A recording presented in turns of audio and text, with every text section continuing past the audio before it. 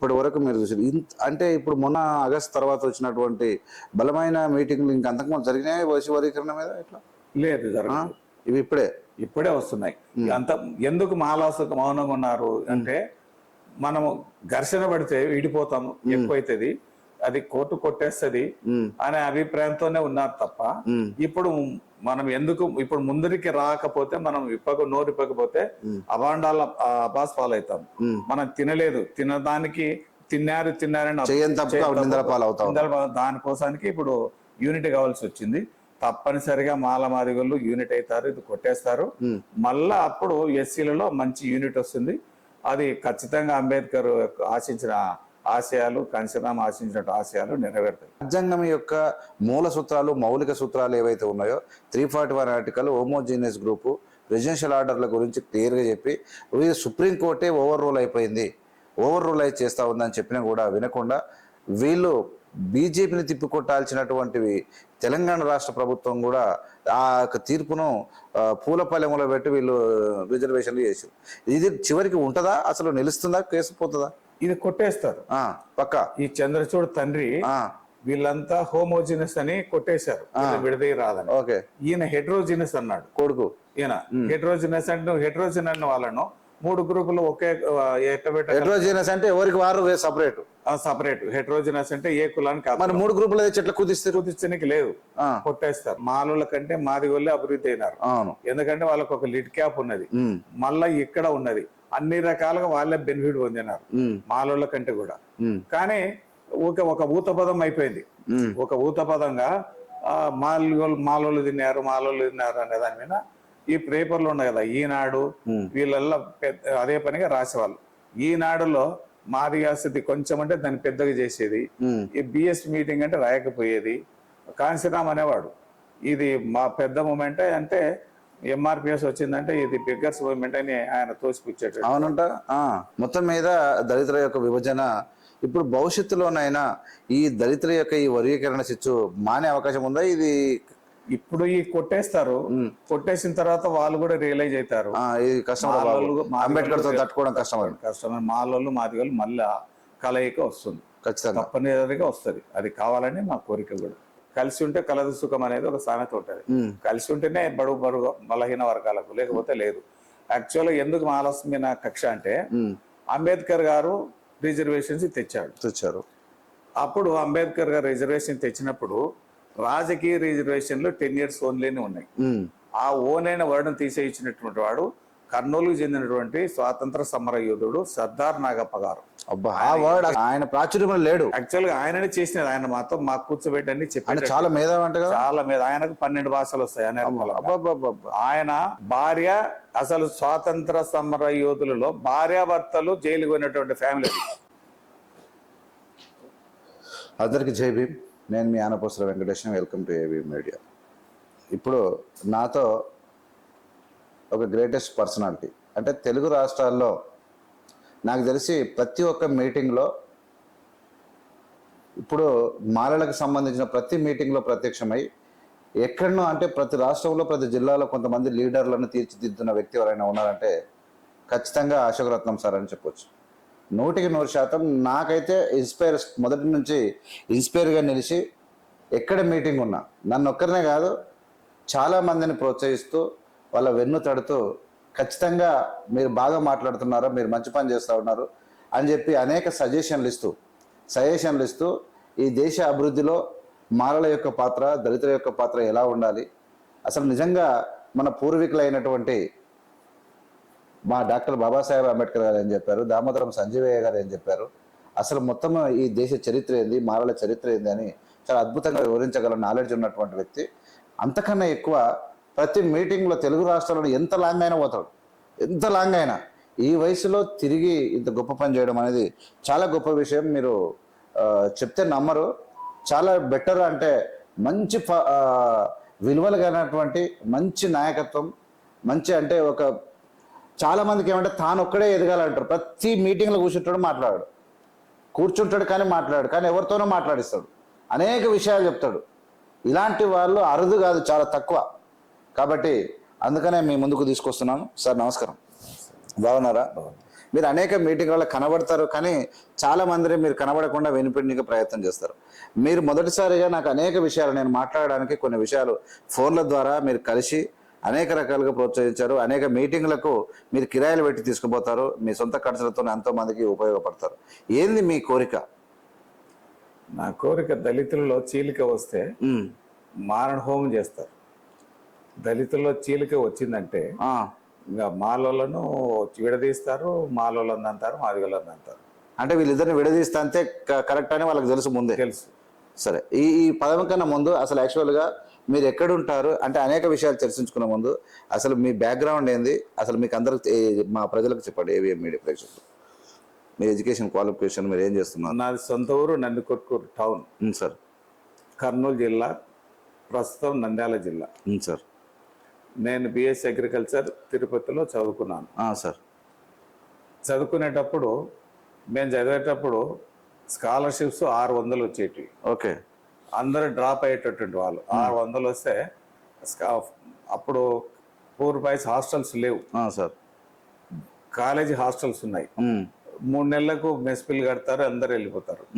Drop అయ్యేటటువంటి పరిస్థితుల్లో 74లో మేమందరం స్టూడెంట్స్, సత్యము, తులసి, మల్లు రవి, చింతామోహన్, మేమంతా ఒక ట్రూప్ ఉండి ఢిల్లీకి వెళ్ళి వెంకటస్వామి సార్ ద్వారా జగజ్జీవన్ రామ్ దగ్గరికి వెళ్ళి ఇందిరాగాంధీని కలిసి అప్పుడు ఫుల్ మే చార్జెస్ అంటే ఎంతనన్నా అయితే బిల్లు అంత బిల్లు కట్టేటువంటి పరిస్థితులు అక్కడ శాంక్షన్ చేసినారు.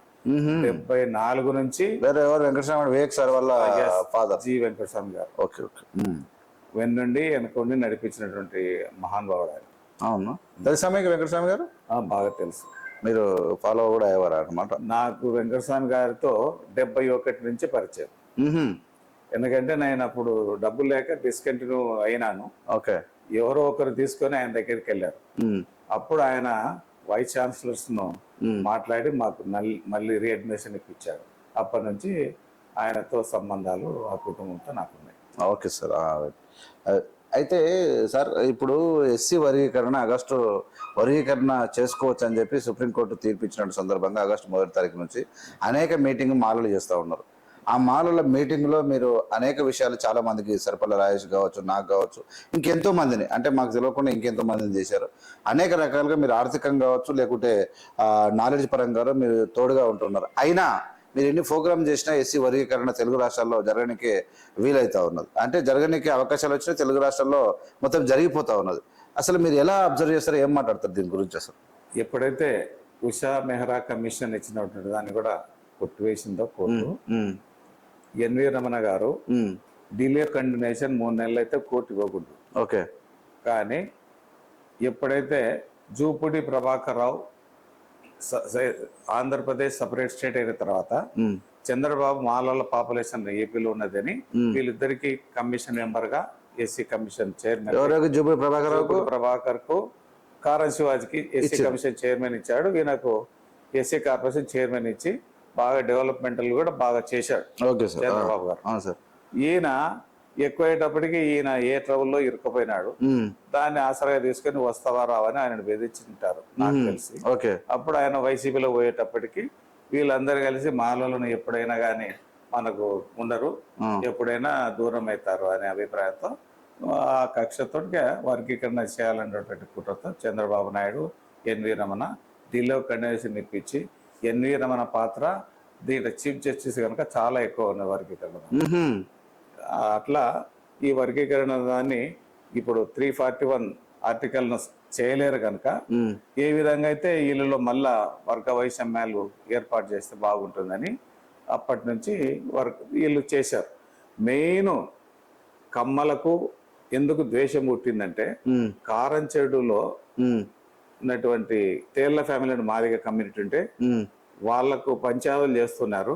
కొంతమంది కమ్మాసు మాదిగాస్తో కాపురాలు చేస్తున్నారు. అది కోపం పెట్టుకొని ఒక నీళ్ల కాడ ఒక అమ్మాయి సులోచన అనే ఆమె ఉంటే ఆమె దాని మీద ఆ సాకుగా తీసుకొని రాత్రి 3000 మందిని తీసుకొని మారణ హోమం చేశారు. అప్పుడు మాలోళ్ళంతా ఒక హృదయ విదారకమైన ఘటన. అప్పుడు మాలోళ్ళంతా ఒక్కొక్క విలేజ్ నుంచి ఒక్కొక్క గ్రామంలో వాళ్ళకి అన్నం పెట్టుకుంటూ కాపలాలు కాస్తూ ఉండి నడిపించినారు ఉద్యమాన్ని. నడిపించి ఇది ఢిల్లీ వరకు షేక్ చేసినారు. దాని నుంచే ఇప్పుడు జరిగేటప్పుడు అక్కడ జరిగింది. చుండూరు జరిగేటప్పుడు మాదిగాలు కూడా కలయికి వచ్చారు. ఓకే. ఎప్పుడైతే ఎవరికైనా కానీ బీసీలలో చాలా కులాలు ఉన్నాయి, కలవలేరు. ఎస్సీలలో కూడా ఈ 59 కులాలు ఉన్నా కానీ మిగతా కులాలన్నీ కలిపితే కూడా 50,000 ఉండరు. మాదిగస్తే ఎక్కువ ఉండేది పాపులేషన్. ఇవి రెండు కలవడానికి ఎక్కువ ఆస్కారాలు ఉన్నాయి. కలిసిపోయేటువంటి పరిస్థితి ఉన్నది, కలిసినారు. ఇంకోటి వీళ్ళందరూ కూడా ఎక్కువ క్రిస్టియన్ కల్చర్లోకి వచ్చారు. ఒకరికొకరు కూడా పెళ్లిళ్ళు చేసుకోవడానికి చేసుకుంటున్నారు. వీళ్ళ ఇద్దరిని ఏ విధంగా అయితే విడదీయకపోతే మనకు మనుగడ లేదు అనేటువంటి అభిప్రాయాన్ని వాళ్ళకు వచ్చారు. బలంగా వచ్చేసింది. అప్పుడు వీళ్ళని విడదీయాలా అనే అభిప్రాయంతో ఉన్నారు. ఇంకోటి 78లో కాంగ్రెస్ గవర్నమెంట్ వచ్చింది. 79లో మర్రి చెన్నారెడ్డి ఉన్నాడు. మర్రి చెన్నారెడ్డి గారి దగ్గరికి ఎస్ఆర్ శంకరన్ గారు ఒక ఫైల్ తీసుకొని పోయినాడు. వీళ్ళకంతా రెసిడెన్షియల్ స్కూల్స్ పెట్టాలని. ఎవరు? ఎస్ఆర్ శంకరన్. ఈ ఫైల్ తీసుకొని ముఖానికి ఇసురు కొట్టాడు ఆయన. ఎవరికి? ఎస్ఆర్ శంకరన్ గారి మీద. ఎందుకనంటే ఇవి గ్రామ సింహాలు మాల మాదిగళ్ళు. వీళ్ళ గాన ఎడ్యుకేషన్ ఫైనాన్షియల్ గా ఉంటే గ్రామాల్లో ఉండే సింహాలన్నింటినీ కూడా చీల్చి చెండాడతారు అని ఆయనను ఇక్కడ నుంచి లేకుండా త్రిపురకు పంపించారు. అప్పుడు మేము ఆయన దగ్గర ఇంటర్వ్యూ పోతుంటే ఆయన వచ్చి మాకు చెప్పినటువంటి విషయాలు ఎస్ఆర్ శంకర్ గారు చెప్పిన విషయం. ఇప్పుడు ఎస్ఆర్ శంకర్ గారు సార్ గురుకులాలు పెట్టింది ఆయన్ని గురుకులాలకు పునాది. ఎవరి ద్వారా అయింది మరి అది అయిన తర్వాత రామారావు వచ్చిన తర్వాత రామారావు వచ్చి పెట్టాడు. అబ్బా, అయితే మనిషి చెన్నారెడ్డికే కాదు ఈ అన్ని అగ్రకులాల వాళ్ళకి అందరికి మాల మాదిగోళ్ళ మీద ఇప్పుడు మాదిగోళ్ళ మీద ప్రేమ చూపిస్తున్నారు. వర్గీకరణ చేస్తే బాగుంటుంది. ఎందుకంటారు? తర్వాత వాళ్ళ మీద వాళ్ళు ఓవర్ యాక్షన్ చేస్తారు, వాళ్ళని మళ్ళీ తంతారు. మాలోళ్ళు పోకుండా ఉండాలని. ఆ విధంగా ఇప్పుడు మాలాసు కొంచెం గలాటలకు పోరు, కొంచెం దూరం ఉంటారు. వీళ్ళు ముందరికి వెళ్ళిపోతారు. కనుక ఇప్పుడు వీళ్ళని విడదీస్తే మనకు బాగుంటుంది, లేకపోతే లేదు అనేటువంటి అభిప్రాయం వచ్చింది. విభజించి పాలించారు సూత్రం పాటిస్తా ఉన్నారు. ఇది మనుధర్మ శాస్త్రం నుంచే ఉన్నది, ఇప్పుడే కాదు, మొదటి నుంచి ఉన్నది. ఓకే. అయితే సార్ ఇప్పుడు వాళ్ళ యొక్క కుట్ర అది ఉంది, కానీ ఎంతమంది కుట్రలు ఎన్ని చేసినా ప్రపంచం ఏదైనా బాబాసాహెబ్ అంబేద్కర్ రాసినటువంటి రాజ్యాంగం 341 ఆర్టికల్ కానీ లేదంటే ప్రెసిడెన్షియల్ ఆర్డర్ కానీ చాలా పకడ్బందీగా పెట్టాడు. అయినా మొత్తం ఢిల్లీ నుంచి గల్లీ వరకు జరిగే కుట్రలు పాకెంత విషపూరితంగా తయారైనాయా? ఇవి ఎట్లా అయిందంటారు? ఇది అంబేద్కర్ గారు ఇలాంటి మందకృష్ణ మాదిగ లాంటి వాళ్ళు వస్తారని తెలిసే భారతదేశంలో 1265 కులాలను ఒక యూనిట్ గా చేశాడు. ఇక్కడ కూడా 59 అక్కడక్కడ రాష్ట్రాల్లో ఉన్నటువంటి కులాలను యూనిట్ చేశారు. మీరు ఒక కర్రనైతే ఈజీగా తుంచేస్తారు, 4-5 కర్రలు ఉన్నాయనుకో తుంచలేరు. కనుక వీళ్ళందరూ యూనిట్ గా ఉంటే చాలా ఇబ్బంది అనే అభిప్రాయంతో వాళ్ళకి కలిగింది. మాల మాదిగోళ్ళు ఈ 70 సంవత్సరాలు కలిసినటువంటిది 74 నుంచి మూమెంట్ ఎడ్యుకేషన్ వచ్చింది. 89కి కారంచెడు ఇష్యూ వచ్చింది. అంటే కేవలం కలిసి మూవ్మెంట్ చేసిన ఒక 10 సంవత్సరాలే. అంతేనా? 10 సంవత్సరాలే. అంతకుముందు ఎవరికి ఎడ్యుకేషన్ లేదు, తెలియదు, ఎవరి పని మీద ఉండేవాళ్ళు, కలిసి ఉన్నారు. ఈ 10 సంవత్సరాలలో ఇంత చేస్తున్నారని ఇప్పుడు వీళ్ళల్లా ఉంటున్నారు కదా, మాలోళ్ళు తిన్నారు అది తప్పు సార్. ఈ ఏపీ స్టేట్ లో 1,50,000 బ్యాక్లాగ్ ఏపీలో ఉన్నాయి. ఇక్కడ 1 లక్ష 2.5 లక్షల బ్యాక్లాగ్ పోస్టులు. వీళ్ళు ఎక్కడ తింటారు? వీళ్ళ మిగులవు 7% అనుకో, 50% లో 7 దాటలేదు. 15% రిజర్వేషన్ లో 7% కూడా తీసుకోలేదు. మరి తిన్నవాన్ని ఎందుకు బదలాం? ఇది ఇంకా బదనామా చేయించాలని చేయిస్తున్నారు అంతేగాని మిగతా వాళ్ళు కూడా అవగాహన లేకుండా మాట్లాడుతున్నారు. మాకు కావాలి, తిన్నారు అంటే సమాజం మొత్తం విసిగిపోయే విధంగా జరిగింది. ఇంకొకటి వర్గీకరణ బలంగా రావడానికి కారణం ఏమంటే కాంశీరామ్ గారు. కాంశీరామ్ గారు ఈ రాష్ట్రానికి వచ్చేటప్పటికి చిన్న పేపర్లో కాంశీరామ్ మీటింగ్ అంటే ఎస్సీలోని మాలమాదిగ పిల్లలందరూ కలిసి పరిగెత్తేటువంటి వాళ్ళు. దాన్ని ఇక్కడ జిమ్ఖానా గ్రౌండ్స్ లో 10 లక్షల మంది వచ్చారు. అబ్బా, ఆ కాలంలో మీటింగ్ అయిపోతుంటే వస్తున్నారు. ఏది మీటింగ్ అయితే వెళ్ళిపోతారు. మీటింగ్ అవుతుంటే కూడా జనాలు కూడా వచ్చేసినారు. దాన్ని చూసి కమ్మలు రెడ్లు అందరూ భయపడిపోయినారు భారతదేశం మొత్తం మీద. ఏమవుతుందిరా బాబా? ఇంకా అయిపోయింది, రెడ్లది కమ్మలు అదంతా అయిపోయింది అని వాళ్ళు నాతోనే చాలా మంది మాట్లాడేవారు, ఇంకా అంత మీదే అయినా రాజ్యం అనేవాళ్ళు. అప్పుడు పివి నరసింహరావు గారు వచ్చారు. కాంశీరామ గారిని పిలిచి, నా స్టేట్ లో నీవు గాన చీల్చిదే ఇబ్బంది కలుగుతుంది, నాకు పివి నరసింహరావు గారు నంద్యాల పార్లమెంట్ అయిన తర్వాత నాతో నేను అపాయింట్మెంట్ ఇచ్చారు 1 గంట. ఆయన చెప్పినటువంటి విషయం ఏమంటే, కాంశీరామ గారిని పిలిచి ఇక్కడ వద్దు, నేను భారతదేశంలో కాంగ్రెస్ బిఎస్పీతో పొత్తు పెట్టుకుంటాను అని 600 కోట్ల రూపాయలు కాంశీరామ్ కేసి 600 కోట్ల రూపాయలు తీసుకునిపై యూపులెట్టి మాయావతిని గెలిపించి ముఖ్యమంత్రి చేసినాడు. పివి నరసింహరావు గారు గాన ఉండింటే అట్లాగే భారతదేశంలో బిఎస్పీకి కాంగ్రెస్ అలియన్స్ ఉండేది, కాంగ్రెస్ బాగా బలపడేది. పివి నరసింహరావు గారు మాకు ప్రామిస్ చేశాడు, దళిత క్రిస్టియన్స్ ని కూడా ఎస్సీ జాబితాలో చేరుస్తానని చెప్పాడు. ఆయన పార్లమెంట్ లో కూడా బిల్లు పెట్టాడు, కానీ ఎస్కే పాటిల్ దాన్ని ఆ బిల్లును తొక్కాడు స్పీకర్ గా ఉండి. ఆయన ప్రధాని అయితే గాన ఇక్కడ ఉన్నటువంటి ఎస్సీలకన్నా ఎస్సీ క్రిస్టియన్స్ అంతా కూడా ఎస్సీ జాబితాలో అందరికీ రిజర్వేషన్లు వచ్చేటి. ఇక్కడ సిక్కులకు ఇచ్చారు, అక్కడ బుద్ధులకు ఇచ్చారు. ఇక్కడ మాత్రం కేవలం ఇస్లాంలో అయినటువంటి వాళ్ళకు, క్రిస్టియానిటీ వాళ్ళకి రిజర్వేషన్స్ లేవని చెప్తా ఉన్నారు. ఇప్పుడు ఏపీలో మాలోళ్ళనంతా కూడా జనాభా తగ్గించుకోవడానికి వీళ్ళనంతా కూడా క్రిస్టియన్ రాసుకుంటూ వస్తా ఉన్నారు. అది చాలా దుర్మార్గమైనటువంటి విషయం. అంటే ఎస్సీలలో ప్రతి అగ్ర కులాలందరికీ కూడా ఇంకోటి ఈ 2 కులాలు మేజర్ కులాలు, ఇవి పాపులేషన్ చాలా ఎక్కువ ఉన్నాయి. అట్లా బీసీలలో గానీ ఓసీలలో గానీ ఎవరు లేవు. బీసీలలో అంటే పేరుకు బీసీలే గానీ అన్ని కులాలు ఆల్మోస్ట్ సేమ్ ఉంటాయి. అన్ని ఎవరికెవరు కలవరు వాళ్ళు. వాళ్ళ మీటింగ్, ఈ గౌడ మీటింగ్ అంటే గౌడ వస్తాడు, 10వ సార్లు అంటే 10వ సార్లు వస్తాడు, బోయల మీటింగ్ అంటే వాళ్ళు పోతారు కానీ అందరు కలవరు. ఈడ ఎస్సీల మీటింగ్ అంటే అందరు కలిసేటువంటి వాళ్ళు కనుక వీళ్ళని ఎట్లయినా వీళ్ళని విడదీస్తే తప్ప మనకు మనగాడు ఉండదు రాజకీయంగా అని వీళ్ళంతా కుట్ర పని ఎస్సీలను రేపొద్దున ఇవి జరిగితే ఎవరికెవడు కలవకుండా ఉండాలన్న అభిప్రాయంతో చేస్తున్నారు. అంబేద్కర్ ఆశయాలకు అన్నిటికీ విరుద్ధంగా ఇప్పుడు ప్లాన్ చేస్తున్నారు. అంబేద్కర్ ఏవైతే ఆలోచన చేసి పక్కడబందికి పెట్టాడో వాటికి అన్నిటిని గోతులు తేవడానికి ఆర్ఎస్ఎస్ వాళ్ళు మొదటి నుంచి బీజం వేసుకుంటూ వస్తున్నారు. నిజం సార్. అయితే ఒకటి సార్, ఇప్పుడు భారతదేశం మొత్తానికి భారత రాజ్యాంగం ఉంది. ఇప్పుడు యూపీ లాంటి స్టేట్లు కానీ, మధ్యప్రదేశ్ లాంటి, మహారాష్ట్ర లాంటి స్టేట్లు, బీహార్ లాంటి స్టేట్లు ఉన్నాయి. అక్కడ దళితులు కూడా చాలా పెద్ద మొత్తంలో ఉన్నారు. ఆ సైడ్ ఉన్న దళితులు లేని వర్గీకరణ యొక్క ప్రభావము తెలుగు రాష్ట్రాలనే ఎందుకున్నది? ఏంది దళితుల ఈ భావజాలం ఏంది? నాకు అర్థం కాదు. తెలుగు రాష్ట్రాలలో బ్రిటిషర్స్ వచ్చారు, ఇక్కడ ఎడ్యుకేషన్ వచ్చింది. ఎడ్యుకేషన్ ఉత్తరాదిలో బ్రిటిషర్స్ లేరు, ఎడ్యుకేషన్ లేదు, అడ్వాన్స్ అయినారు ఆంధ్రప్రదేశ్ లో.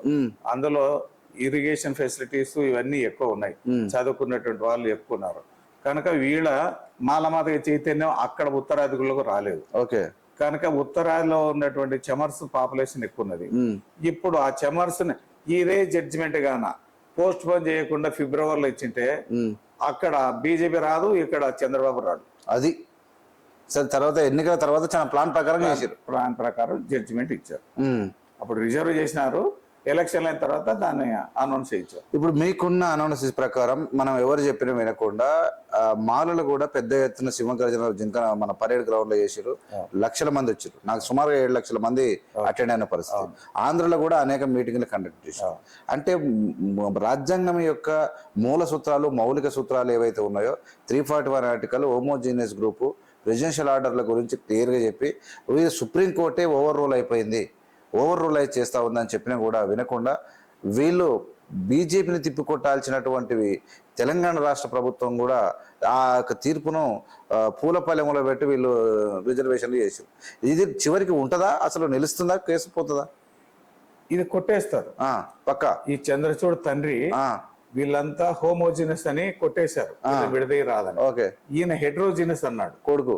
ఈయన హెట్రోజినస్ అంటే హెట్రోజిన్ అన్న వాళ్ళను 3 గ్రూపులు ఒకే హెట్రోజినస్ అంటే ఎవరికి వారు సపరేట్. హెట్రోజినస్ అంటే ఏ కులానికి 3 గ్రూపులు చెట్లు కుదించడానికి లేదు, కొట్టేస్తారు.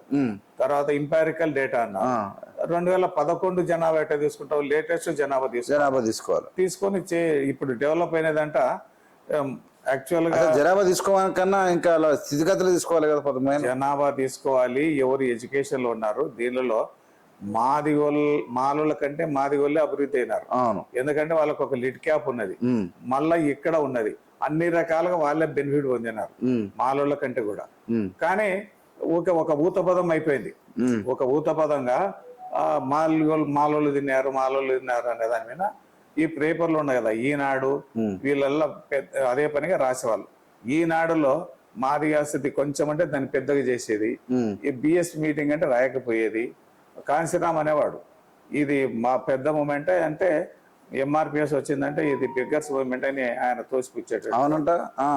ఇంకోటి ఆయనను అంతా బదనాం చేస్తున్నారు కదా అప్పుడు. ఎవరిని? రామారావు గారు బిఎస్పి అలియన్స్ ఉంటే వీళ్ళు బజ్జా తారకము, ఈయన తర్వాత వీళ్ళంతా ఆయన లెక్చరర్ ఎవరు మనకు ఎవరు కత్తి పద్మరావు వీళ్ళు చెడగొట్టారు అంటున్నారు. కాదు, అది కాదు. పివి నరసింహరావు గారు చేసినందువలన అది కలవకుండా పోయింది అంతే తప్ప వీళ్ళ కలవకుండా పోయింది. రామారావు అలియన్స్. పివి నరసింహరావు గారు వచ్చి మన కాశీరామ్ గారితో మాట్లాడారు, మేము కాంగ్రెస్ తో అలయన్స్ పెట్టుకున్నాం అన్నందుకు రామారావుతో కలవడం ఆగింది. కానీ ఓన్లీ కత్తి పద్మరావు భుజతారకం చేసింది కాదు. వీళ్ళ మాట వినేవాడు కాదు కాశీరామ్. అంత చిన్న మనిషి కాదు, మాటలు విని పొత్తు పెట్టుకోకుండా ఉండేటువంటి వాడు కాదు. ఓకే, మొత్తం మీద దళితుల యొక్క విభజన ఇప్పుడు భవిష్యత్తులోనైనా ఈ దళితుల యొక్క ఈ వర్గీకరణ చిచ్చు మానే అవకాశం ఉందా? ఇది ఇప్పుడు ఈ కొట్టేస్తారు, కొట్టేసిన తర్వాత వాళ్ళు కూడా రియలైజ్ అవుతారు ఇది కష్టం, అంబేద్కర్ తో తట్టుకోవడం కష్టం. మాలోళ్ళు మాదిగోళ్ళు మళ్ళా కలయిక వస్తుంది, ఖచ్చితంగా తప్పనిసరిగా వస్తుంది. అది కావాలని మా కోరిక కూడా. ఓకే, మీరు అనేక మీటింగ్లు పెడితే ఇంకా కూడా ఇప్పుడు మీటింగ్లు పెడుతున్నట్టున్నారు కదా? పెడతా ఉన్నారు. ఎందుకంటే వీళ్ళలో మాదిగేస్తున్న 30 సంవత్సరాలు పోషించి అవేర్ చేశారు. ఇప్పుడు వీళ్ళకు కూడా మనం ఏమిటి అనేది తెలుసుకోవాలా. ఓకే, ఇప్పుడు తెలుసుకుంటేనే కదా కలిసి వచ్చేది. అవును సార్. మనం ఎందుకు వెనకబడినాము, ఏ విధంగా, వాళ్ళకు మాదిగోళ్ళకేం వ్యతిరేకం కాదు. మనం ఏం చేసుకుంటే బాగుంటది, ఏం కథ, మనం కూడా ఎట్లా ఫైట్ చేసుకోవాలా అనేది. ఇప్పుడు విడిపోతే కలిసి ఉంటే కలదు సుఖం అనేది ఒక సామెత ఉంటది. కలిసి ఉంటేనే బడుగు బలహీన వర్గాలకు, లేకపోతే లేదు. యాక్చువల్గా ఎందుకు ఆలస్యమైన కక్ష అంటే అంబేద్కర్ గారు రిజర్వేషన్స్ తెచ్చారు.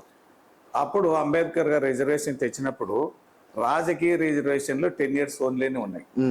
ఆ ఓన్ అయిన వర్డ్ను తీసేయించినటువంటి వాడు కర్నూలుకు చెందినటువంటి స్వాతంత్ర సమర యోధుడు సర్దార్ నాగప్ప గారు. ఆ వర్డ్ అసలు ఆయన ప్రాచుర్యంలో లేడు. యాక్చువల్ గా ఆయననే చేసినది. ఆయన మాకు కూర్చోబెట్టి అన్ని చెప్పారు. చాలా మేధావంట కదా. చాలా ఆయనకు 12 భాషలు వస్తాయి. ఆయన భార్య అసలు స్వాతంత్ర సమర యోధులలో భార్యాభర్తలు జైలుకు పోయినటువంటి ఫ్యామిలీ. అక్కడనే డెలివరీ సర్దార్ మొదటి కొడుకు ఆ జైల్లోనే ప్రసవించింది ఆమె. అటువంటి ఉన్నతమైనటువంటి కుటుంబం. ఇప్పుడు 10 సంవత్సరాల పరిమితమైనటువంటి రిజర్వేషన్ల కాల పరిమితిని ఎత్తివేసినటువంటి వ్యక్తి. ఎత్తివేయడానికి అంబేద్కర్ గారు ఈయనకు ట్రైనింగ్ ఇచ్చి పార్లమెంట్ లో ఏది మాట్లాడమంటే మాట్లాడుతూ పటేల్ గారితో ఈయన ఆర్గ్యుమెంట్ చేసి 10 years ఓన్ అయిన వర్డ్ తీసేయించినందువలన 10 years ఒకసారి రాజకీయ రిజర్వేషన్లు పొడిగించుకుంటూ వస్తున్నారు. ఎడ్యుకేషన్, ఎంప్లాయ్మెంట్ మాత్రం పర్మనెంట్. ఎందుకు ఈ విషయాన్ని సర్దార్ నాగప్ప చేసినటువంటి గొప్ప కార్యక్రమాన్ని ఎందుకు దళితులకు పోలేకపోయింది అంటే ఇప్పుడు ఆయన ఫ్యామిలీ పొలిటికల్ గా రాలేదు. పొలిటికల్ ఏ కుటుంబం వస్తుందో వాళ్ళది అది ప్రాచుర్యంలో వస్తుంది. అప్పుడు అంత ప్రాచుర్యం లేదు కాబట్టి రాలేదు. తర్వాత అంబేద్కర్ గారికి ఎంసి రాజా, జగ్జీవన్ రాము సహకరించలేదు. ఎందుకు సహకరించలేదంటే గాంధీ ఇప్పుడు ఈ ఎస్సీ రిజర్వేషన్లు ఉంటే ఎస్సీలలో ఎస్సీలో ఎన్నుకునేటువంటిది ఒకటి అడిగాడు సెకండ్ రౌండ్ టేబుల్లో. తర్వాత ఎస్సీలు ఓటు మాత్రమే వేసుకోవాలని పెట్టాడు. ఎస్సీలకు 2 ఓట్లు లేదా సపరేట్ స్టేట్ ఏమని అడిగాడు. ఈ సపరేట్ స్టేట్ ఏమని అడిగినటువంటి విషయాన్ని అంబేద్కర్ గారు ఎప్పుడైతే అడిగారో చింతామోహన్ కూడా కొత్తగా పార్లమెంట్ మెంబర్ అయినాడు 85లో. అప్పుడు కారంచేడు ఇష్యూ వచ్చినప్పుడు మాకు మీ రిజర్వేషన్లు వద్దు, ఏ వద్దు, మాకు సపరేట్ స్టేట్ ఇవ్వండి అని అడిగాడు. అప్పుడు అందరూ జగ్జీవన్ రామ్ కూడా ఆయన భుజం తట్టి అడిగాడు. రామారావు ఇక్కడికి వచ్చినప్పుడు రామారావు అనుకోకుండా నేను చింతమోహన్ పోయినాము. ఏమి ఇది అడిగినామంటే లేదు సార్, అంబేద్కర్ బయట అడిగారు, నేను లోపల అడిగినాను సార్ అన్నాడు. అంటే గోహెడ్ అన్నాడు. ఆ విధంగా జరిగింది. అదే గాన ఇప్పుడు ఈడ ముస్లిమ్స్ ఉన్నారు, 5 మంది ఉంటే అసెంబ్లీ అంతా భయపిస్తారు. అవును. మనం కంబైన్ స్టేట్ లో కూడా 39 మంది ఉన్నాం. మనం సొప్పకట్టలు మాత్రం ఉన్నాం, పట్టుడుగట్టలుగా లేవు. అవును. వీళ్ళు ముస్లిమ్స్ పట్టుడుగట్టలుగా ఉన్నారు, మనం సొప్పకట్టలు, సొప్ప అంటారు కదా, ఆ సొప్పని స్తుంచేయచ్చు. అంటే వీళ్ళంతా ఇప్పుడున్నటువంటి వాళ్ళు ఎవరు కూడా ఒక రెడ్డో ఒక కమ్మనో సపోర్ట్ చేస్తేనే గెలిచేటువంటి పరిస్థితి ఉన్నది, లేకపోతే లేదు. ఇంకోటి, ఇప్పుడు ఓట్లు ఉన్నాయి, ఎస్సీ ఎస్టీలు అందరూ కలిసి ఉంటారు, ఒక 25% వస్తారనుకో మాదిగలు అందరూ కలిస్తే. కానీ 75% వీళ్ళకు ఎక్కువ ఇంట్రెస్ట్ చూపించేయించండి అని వాళ్ళు ఓడగొడతారు. ఎంత 75% అదర్ ఓట్స్ ఉన్నాయి కనుక వీళ్ళు గట్టిగా చేయలేనటువంటి పరిస్థితి ఉన్నది. అదే అంబేద్కర్ అప్పుడు 2 ఓట్లు గాన పెట్టింటే, మేము 52లో 2 ఓట్లు ఉన్నాయి, ఎస్సీని ఎన్నుకోవాలా, ఓసీలకు 1 ఓటు, అప్పుడు మంచి పవర్ఫుల్ లీడర్స్ ఇచ్చేటువంటి వాళ్ళు. అటువంటి దాన్ని లేకుండా మనకు నష్టం జరిగింది. ఫస్ట్ లోనే రిజర్వేషన్స్ పెట్టేటప్పుడే ఆ నష్టం కంటిన్యూ అవుతుంది. ఆ నష్టాన్ని కంటిన్యూ అయ్యే దాన్ని బీసీలు ఎస్సీలు కలయిక కాంశీరామ్ చేసినాడు. ఆ కాంశీరామ్ కంటే ముందర సంజయ్ గారు చేశారు. భారతదేశంలోనే బీసీలకు రిజర్వేషన్స్ పెట్టినటువంటి ఘనత సంజయ్ గారిదే. సంజయ్ గారు, మిగతా వాళ్ళు ఎవరు కాదు, మండల్ కమిషన్ కాదు, అసలు బీసీలకు గుర్తించడమే లేదు అసలు.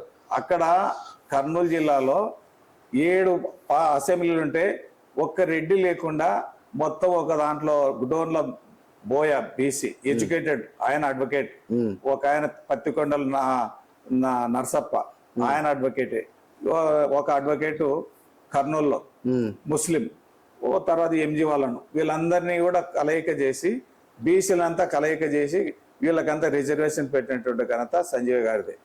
ఇప్పుడు ఇంకోటి కాపులు ఉన్నారు కదా, ఆ కాపులకు కూడా బీసీ రిజర్వేషన్స్ పెట్టినటువంటి ఘనత సంజయ్ గారిదే. అవునా? కనుక సంజయ్ గారు ఆ విధంగా తన మేధావితనంతో ఇప్పుడు అనుకుంటుంటారు.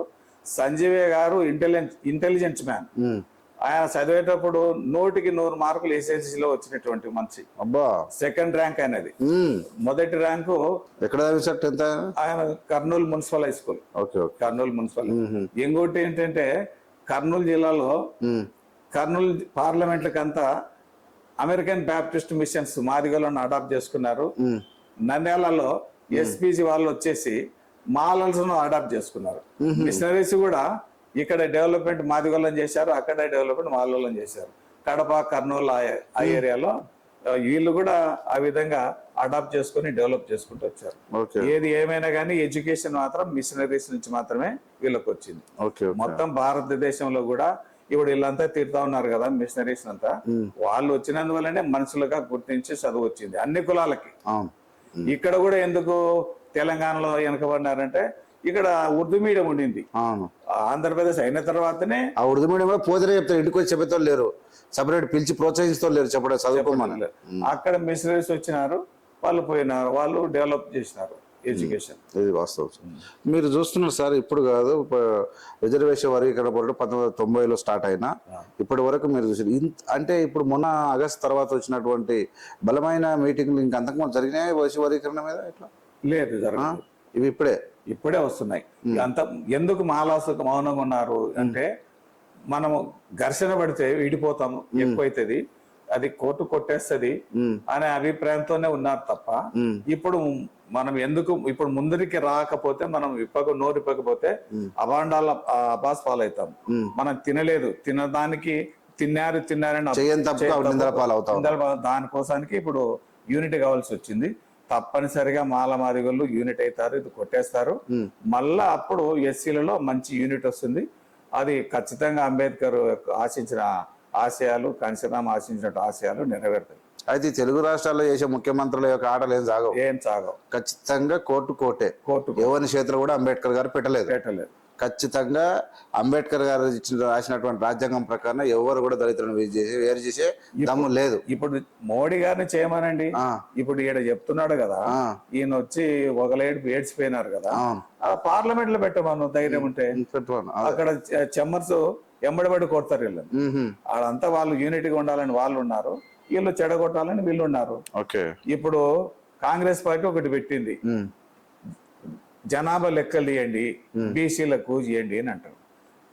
మళ్ళీ బీహార్లో జనాభా లెక్కలు తీసేస్తే కోర్టు కొట్టేసింది. ఎందుకు కొట్టేసింది అంటే ఓసీలు అన్ని పోతాయి. ఇప్పుడు ఇది సుప్రీం కోర్టు ఉన్నది.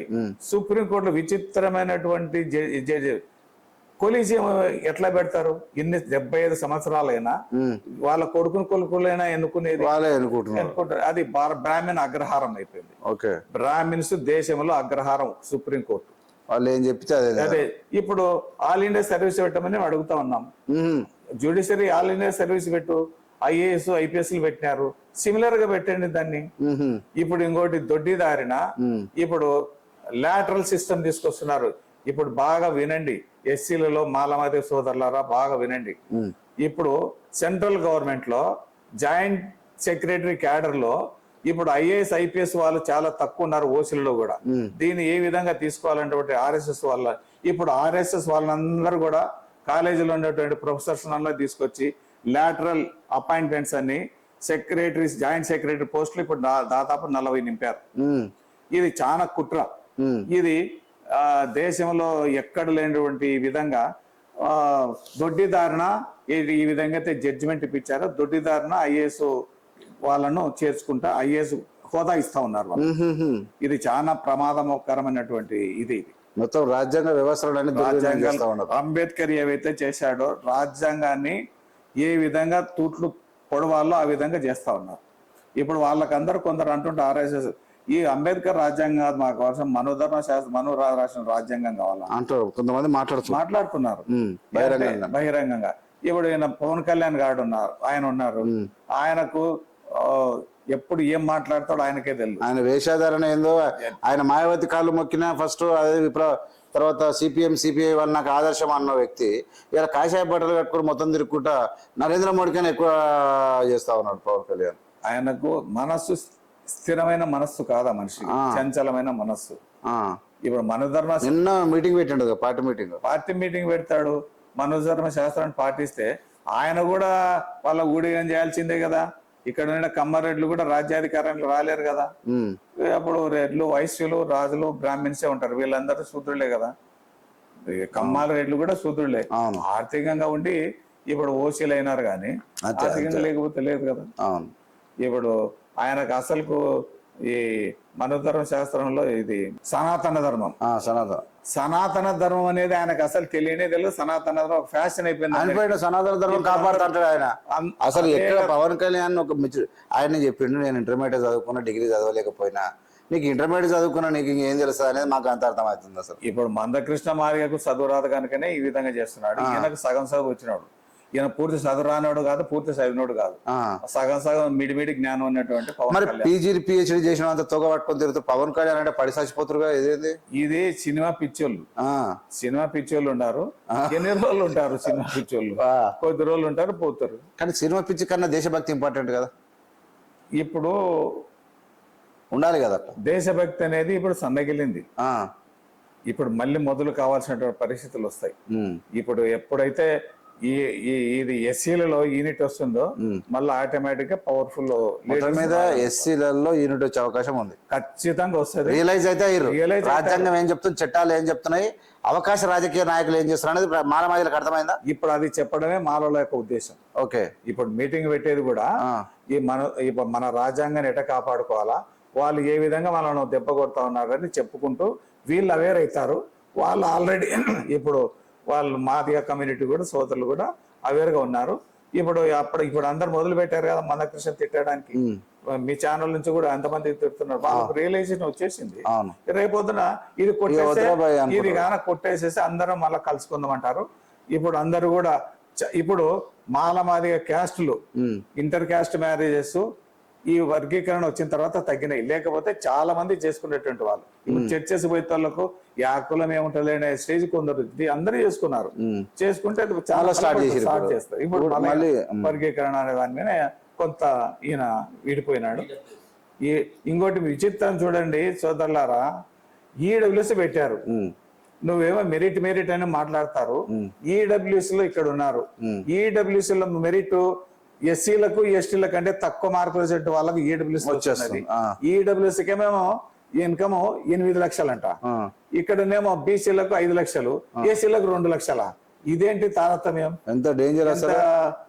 చాలా డేంజరస్ గా చేస్తున్నారు. ఎస్సీలకు కూడా 8 లక్షలు ఉండాలి కదా. ఇప్పుడు అందరూ క్రీమి లేరని పెడుతున్నారు.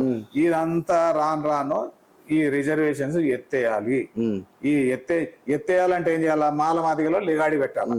ఎప్పుడు రిజర్వేషన్స్ ఇప్పుడు మనమంతా మన ఫండ్స్ అంతా డైవర్ట్ చేస్తే ఎవరు మాట్లాడడంలే 30 సంవత్సరాల నుంచి ఈ వర్గీకరణే పోతున్నారు. మనకు ఏమేమి వస్తున్నాయి, మన సబ్లాన్ నిధులన్నీ డైవర్ట్ చేస్తున్నారు, మనకి ఇస్తలేరు. ఇప్పుడు జగన్ ఉన్నాడు, జగన్ 27 స్కీములు రద్దు చేస్తే ఎవరు మాట్లాడలేని పరిస్థితి వచ్చింది. ఆయన అందుకోసానికే ఆ 27 స్కీములు రద్దు చేసినాడు కనుకనే మాలోలు కూడా ఆయనకు వ్యతిరేకంగా ఓటేసినందుకే చంద్రబాబు వచ్చాడు.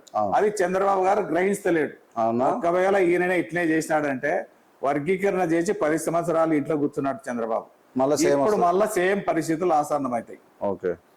చంద్రబాబు నాయుడు గారు కొంచెం ఆలోచించాలని మీ ఛానల్ ద్వారా నేను విజ్ఞప్తి చేస్తా ఉన్నా. ఓకే, ఇది ఈ పరిస్థితి. యాక్చువల్గా రిజర్వేషన్లు అనేటివి ప్రజలకు అర్థమైపోయింది. రిజర్వేషన్ల అంటే సుప్రీంకోర్టును కుట్ర నరేంద్ర మోడీ ద్వారా కుట్ర చేయించి తీర్పిచ్చిన మొత్తం మీద తెలుగు రాష్ట్రాల ప్రజలకు మాలమాదిగలకు అందరికి కూడా రిజర్వేషన్లు వర్గీకరణ జరగదనే అంశాన్ని మాలలు కూడా బలంగా వినిపించరు అనే మీటింగ్ల ద్వారా అయినా ప్రభుత్వాలు వినకుండా చేస్తూ ఉన్నాయి.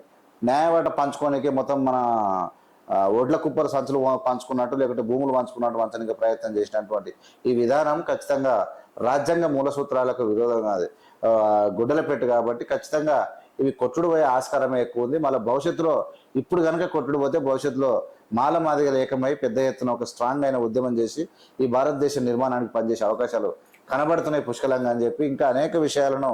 ఇంకొక విషయం ఏంటంటే మనకున్నది రిజర్వేషన్లు 2% గవర్నమెంట్ లో, దాంట్లో ఎస్సీలకు వచ్చేది 0.5 ఎంత ఉంటది. కానీ 98% ప్రైవేట్ రంగంలో ఉన్నాయి. ఇప్పుడు ఆస్తి హక్కు అందరికీ అగ్ర కులాలకే ఉండాలన్నటువంటి మనో చేసినటువంటి ధర్మ సూత్రాలను మోడీ గారు అమలు పరుస్తున్నారు. దేశంలో సంపదనంతా అంబానీ అంబుజాలకే దోసి పెడతా ఉన్నారు. ఇప్పుడు 25 లక్షల కోట్లు వాళ్ళకు రుణమాఫీ చేశాడు 2 కుటుంబాలకి.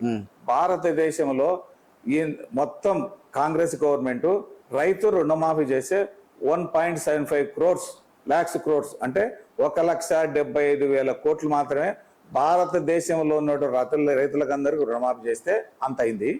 ఈ 2 కుటుంబాలకే ఇది ఇస్తున్నది. పోర్టులు అన్ని వాళ్ళ గవర్నమెంట్ కి ఏదైతే సంపద ఉన్నదో ఆ సంపదను వాళ్ళకి ఇస్తా ఉన్నారు. ఎప్పుడు బీసీలు కూడా చాలా గ్రహించాలి దీని గురించి.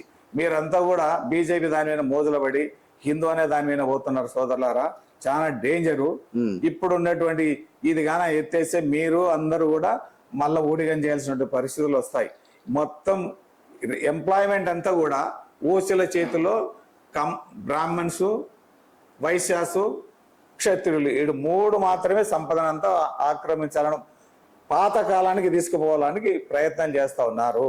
ఈ రాజ్యాంగాన్ని ఏ విధంగా తూట్లు పడచాలి, దీనికంతా రాజ్యాంగాన్ని రక్షించాలా ముందరికి వచ్చేటువంటి ధైర్యం శక్తి ఉన్నటువంటి 2 మాలమాదిగలకే ఉన్నది. బీసీలకు అది లేదు.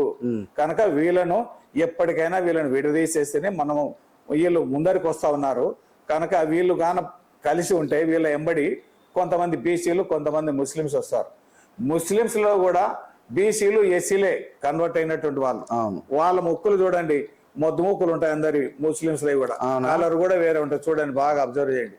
ఇక్కడ హైదరాబాద్ లో మాత్రమే కొంతమంది ఉన్నారు ఈ తెల్లగా ఉండేటువంటి వాళ్ళు, హైట్ ఉండేటువంటి వాళ్ళు. మిగతా వాళ్ళంతా కూడా కన్వర్ట్ అయిన వాళ్ళే. ఇది కూడా కులతత్వం తట్టుకోలేకనే వీళ్ళు ఇస్లాంలోకి పోయినారు. అంతకుముందు బుద్ధిజం లేకపోయినారు, ఈ కులతత్వం తట్టుకోలేక తర్వాత ఇస్లాం లేకపోయినారు, తర్వాత క్రిస్టియన్లకు పోయినారు. దీన్ని ఓర్వలేక వాళ్ళు ఏదో మోసం చేస్తున్నారు, వాళ్ళు చేస్తున్నారు, వీళ్ళు. నువ్వు బాగా చూసుకుంటే ఇస్లాంలోకి ఎందుకు పోతారు, క్రిస్టియన్లోకి ఎందుకు పోతారు? అసలు మీది కూడా ఈ హిందూ అనేది కూడా 15వ శతాబ్దంలో వచ్చింది, అంతకుముందు లేదు. వీళ్ళు కూడా ఆర్యులు, ఈ దేశానికి బతకనిచ్చినటువంటి వాళ్ళు. ఒరిజినల్ మాలమాదిగోళ్ళు బీసీలు ఇక్కడ ఈ దేశవాసులు. అవునా? అసలు అని చరిత్ర తీసుకొని చదవమని అంబేద్కర్ బుక్స్ చదివితే ప్రతి ఒక్కరికి స్ఫూర్తి కలుగుతుంది. వీళ్ళైతే వీళ్ళంతా అక్కడికి బయట నుంచి వచ్చిన వాళ్ళే. Okay sir, thank you very much. అనేక విషయాలను మనము అంటే గుర్తు చేసుకునే రేపు జరగబోయేటటువంటి తిరుపతిలో జరిగే మీటింగ్ అందరికి 23న జరుగుతున్నది. తిరుపతిలో మాలడ సమ్మేళనం జరుగుతున్నది కనుక మీరందరూ ఆంధ్రప్రదేశ్ తెలంగాణ మార్చి 23లో ఉన్నది. దానికి రావాలని మీ ఛానల్ ద్వారా మేము విజ్ఞప్తి చేస్తున్నాం. మీరు కూడా దాన్ని అనౌన్స్ చేయాలని మిమ్మల్ని కోరుతున్నాం. Okay sir, thank you very much sir. ఖచ్చితంగా తిరుపతిలో జరగబోయే మార్చి 23న తిరుపతిలో జరగబోయే ఒక బహిరంగ సభకు తెలుగు రాష్ట్రాల నుంచి తరలి వెళ్ళి జయప్రదం చేయాల్సిందిగా మీ అందరికీ విజ్ఞప్తి చేస్తూ ఉన్నాను. Thank you so much. Video చూస్తున్న మీ అందరికీ ధన్యవాదాలు. చూస్తూనే ఉండండి AVM media. Okay sir, thank you.